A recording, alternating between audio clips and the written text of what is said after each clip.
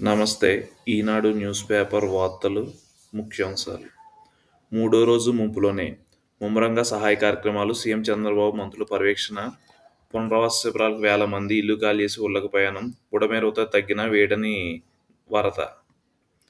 రుద్రాల్ని వంటపాత్రలో సురక్షితంగా బయటకు తెస్తున్న కుటుంబ సభ్యులు. కృష్ణా జిల్లా మేదేవులో తడిసిపోయిన పుస్తకాలు, సర్టిఫికెట్లు ఆరబెట్టుకుంటున్న విద్యార్థి. హెలికాప్టర్లోంచి చూస్తే కష్టాలు ఎలా తెలుస్తాయి, అందుకే పొక్లైన్పై వచ్చా. పాడైన వాహనాలకు బీమా ఇప్పించేలా చూస్తాం. సర్టిఫికెట్లు 15 రోజులు అందిస్తాం.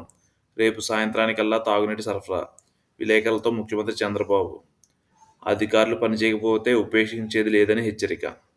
3 రోజుల్లో పిల్లలు ఆకలితో ఏడిస్తే పాలు, బిస్కెట్ అయినా ఇవ్వలేక తల్లిదండ్రులు ఎంత ఇబ్బంది పడి ఉంటారు. వారికి కోపం రాదా? అధికారులంతా మానవతావాదంతో పనిచేయండి. ఇది పెత్తందారీ వ్యవస్థ కాదు. ప్రతి వీధిలో చివరి ఇంటికి, చివరి వ్యక్తి వరకు సాయం అందాల్సిందే. 2000 కిలోమీటర్ల మేర రహదారుల ధ్వంసం. ఎన్టీఆర్ జిల్లాలో చిత్రమైన రోడ్లు, కాజ్వేలు. విజయవాడ సికింద్రాబాద్ మార్గంలో తిరగని రైళ్లు. మంగళ, బుధవారాల్లో 196 రైళ్ల రద్దు. వరద నీటిలో మరణ మృదంగం. వేర్వేరు ప్రాంతాల్లో ఒకే రోజు 12 మృతదేహాలు లభ్యం. రెక్కలు కట్టుకోవాలని ఆపద బాంధవులు. వరద సహాయ చర్యల్లో డ్రోన్ల వినియోగం. 30 డ్రోన్ల ద్వారా అనాథులకు ఆహారం చేరవేత. మరో 200 తెప్పించే ప్రయత్నం. ప్రకాశం బ్యారేజ్ గేట్లు మరమ్మతులు ముమ్మర ఏర్పాట్లు. పరిశీలించిన నిపుణుడు కన్నయ్య నాయుడు. వారం రోజుల్లో కౌంటర్ వెయిట్ల ఏర్పాటు. పడవ గేటు తాకడంపై సందేహాలు. విచారణకు సీఎం చంద్రబాబు ఆదేశం.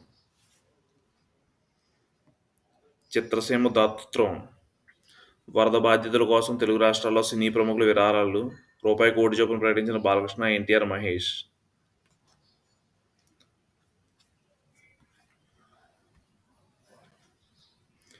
మూడో రోజు ముంపులోనే సింగ్ నగర్ నుంచి తరలిపోతున్న జనం. విద్యుత్, తాగునీరు లేక నరకయాతన. వ్యాధుల ముప్పు, దోమల బెడద. వరద బాధితులు ఆదుకునేందుకు చాలా మంది ముందుకొస్తున్నారు. సీఎం రిలీఫ్ ఫండ్ సాయం చేసేందుకు డిజిటల్ పేమెంట్స్, క్యూఆర్ కోడ్ విధానం కూడా అందుబాటులోకి తెచ్చాం అని చంద్రబాబు వివరించారు. వరద సహాయ చర్యల్లో భాగంగా మరణించిన లైన్మెన్ కుటుంబానికి విద్యుత్ శాఖ తరపున రూపాయి 20 లక్షలు, ప్రభుత్వం నుంచి రూపాయి 10 లక్షల ఆర్థిక సాయం అందిస్తామని ప్రకటించారు. బంగాళాఖాతంలో ఏర్పడుతున్న అల్పపీడనంపై బుధ, గురువారాల్లో స్పష్టత వస్తుందన్నారు. వరద బాధితులకు విరివిగా విరాళాలు. నారా భువనేశ్వరి 2 కోట్ల సాయం. వేమిరెడ్డి దంపతులు భారీ విరాళం. ఏపీ సివిల్ సర్వీస్ సంఘం రూపాయి కోటి విరాళం.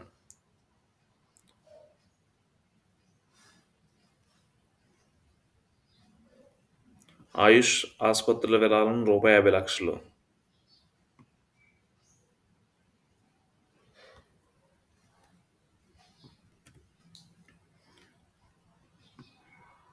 ఆపత్కాలంలో స్నేహహస్తం. వరదల్లో చిక్కున్న బాధితులు అండగా స్వచ్ఛంద సంస్థలు, ప్రజలు. వివిధ జిల్లాల నుంచి వచ్చిన ఆహార పదార్థాలను విజయవాడ ఇందిరాగాంధీ మున్సిపల్ మైదానానికి తరలిస్తున్న అధికారులు. పూర్తిస్థాయి పంట నష్టంగానే పరిగణిస్తాం. వ్యవసాయ శాఖ ప్రత్యేక ప్రధాన కార్యదర్శి.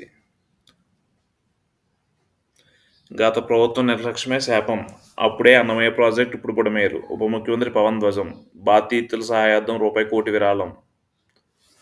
సహాయ కార్యక్రమాలకు ఇబ్బందని పర్యటించలేదు. వరద ప్రభావిత ప్రాంతాల్లో పర్యటించాలనుకున్నా. నేను వెళ్తే సహాయ కార్యక్రమాలకు ఇబ్బంది ఏర్పడుతుందని అధికారులు చెప్పడంతో ఆగిపోయాను. కొంతమంది కావాలని నేను సహాయ కార్యక్రమాలు పాల్గొనడం లేదని అనొచ్చు. నాతో సమస్యలు పరిష్కారం అవుతుంటే సిద్ధమే. నేను ప్రజలకు ధైర్యం చెప్పడానికి వెళ్ళాక వారంతా మీద పడితే పరిస్థితి ఏమిటి? నేను ప్రత్యక్షమైన పరిస్థితిలో ఉన్నానని అర్థం చేసుకోవాలి అని పవన్ చెప్పారు. వ్యవస్థలు బలంగా పనిచేస్తే చెరువుల అక్రమాలు ఎందుకు జరుగుతాయి? హైదరాబాద్ ఏం కాదులే అని గత 25 ఏళ్లుగా చెరువుల్లో నిర్మాణాలు చేసేశారు. ఇప్పుడు ఏం జరిగింది? ఏపీలోనూ ఇలాంటి పరిస్థితులు ఉండొచ్చు. దీనిపై ప్రజల్లో అవగాహన కల్పించాలి, ప్రత్యామ్నాయం చూపించాలి అని ఆయన అభిప్రాయపడ్డారు.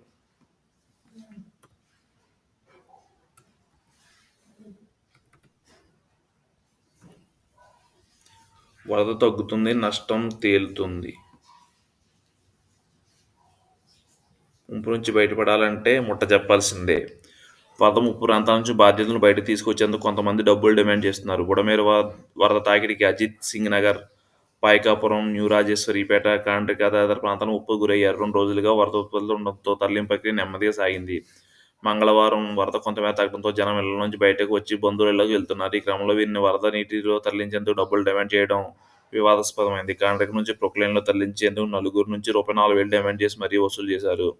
అదేవిధంగా దేవీనగర్ నుంచి దగ్గరలోనే రిక్షాలో తరలించేందుకు కూడా ఎక్కువ డబ్బులు తీసుకున్నారు. కొంతమంది అధిక డబ్బులు ఇవ్వలేక ఇళ్లలోనే ఉండిపోయారు. మరోవైపు పలు చోట్ల పడవలు ఖాళీగా ఉన్నా తరలించేందుకు రమ్మని పిలిచినా ఎవరూ పట్టించుకోలేదు. కొంతమంది పడవ సిబ్బంది డబ్బులు తీసుకుని ఎక్కించుకున్నారు. వీరిపై పర్యవేక్షణ లోపంతోనేనని జనం ఆగ్రహం వ్యక్తం చేస్తున్నారు.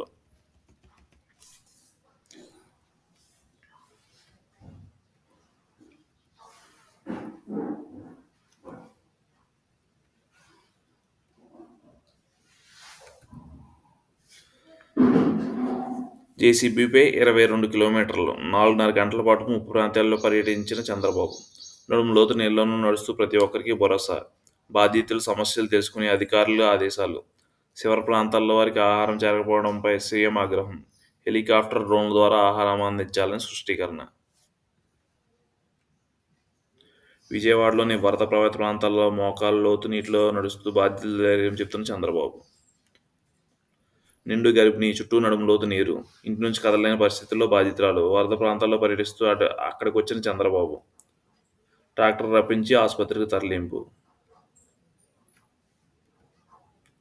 ప్రకాశం బ్యారేజ్ గేట్లకు మరమ్మతులు ముమ్మర ఏర్పాట్లు. వారంలోనే పూర్తి. ప్రస్తుతం ప్రకాశం బ్యారేజ్ గేట్కు వచ్చిన ముప్పు లేదని కన్నయ్యనాయుడు చెప్పారు. గేటు పరిశీలించిన అనంతరం ఆయన ఈనాడు ఈటీవీతో మాట్లాడుతూ వరద వచ్చిన సమయంలో కౌంటర్ వెయిట్ ఏర్పాటు చేయొచ్చని అభిప్రాయపడ్డారు. పడవలతో గేట్లకు తగలలేదని, దానివల్ల గేట్లకు ప్రమాదం సంభవించలేదన్నారు.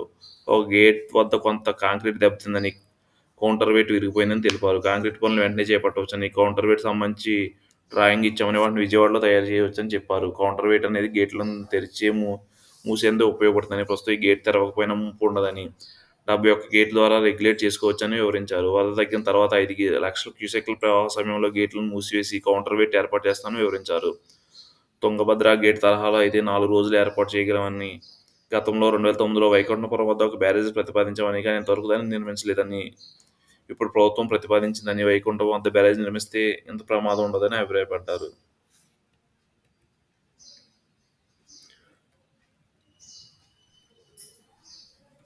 ప్రకాశం బ్యారేజ్ వద్ద తగ్గిన వరద, కొనసాగుతున్న రెండవ ప్రమాద హెచ్చరిక. 5 నిమిషాలు షో చేశారు, ఒక్క ఆహార పొట్లమైనా ఇచ్చారా? జగన్పై చంద్రబాబు ధ్వజం. అన్నింటినీ అనుమానించాల్సిన పరిస్థితి కల్పిస్తున్నారన్న వ్యాఖ్య.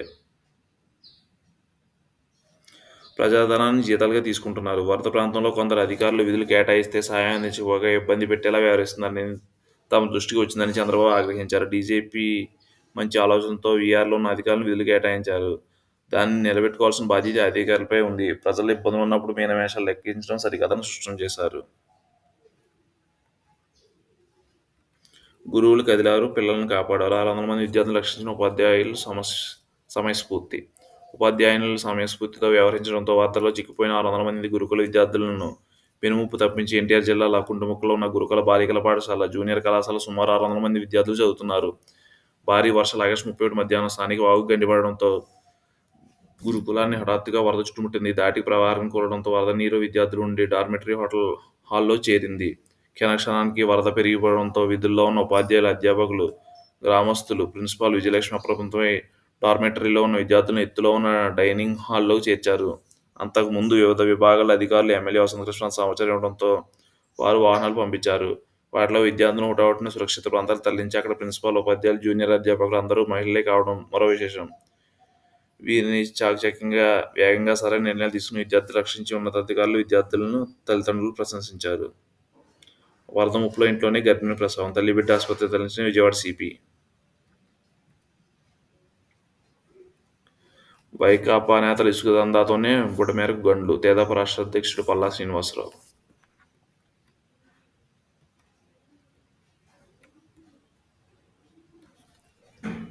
Thank you.